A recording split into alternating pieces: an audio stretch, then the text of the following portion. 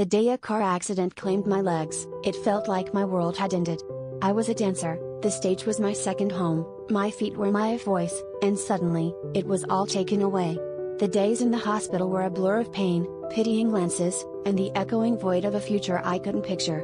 But then, I met Ava, a little girl in the ward who'd lost her arm to cancer but held onto a spirit brighter than a supernova. Ava was a painter.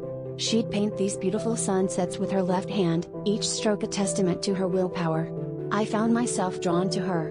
She'd look at me with her twinkling eyes and say, "The canvas doesn't care which hand paints it.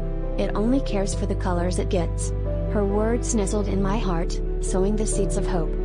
I started to see my wheelchair not as a prison, but as a new way to move, a different dance. I learned to paint the stage with my hands, my wheelchair becoming an extension of my spirit, my dance more powerful than ever. I showed the world that dancers didn't need legs, they needed a heart, a soul, a will to express. In the end, the accident didn't rob me of my ability to dance, it gifted me a new perspective. The world is not black and white, we don't need to be perfect to be beautiful. We just need to be brave enough to paint our life with the colors we have. Remember, a setback is only the setup for an inspiring comeback.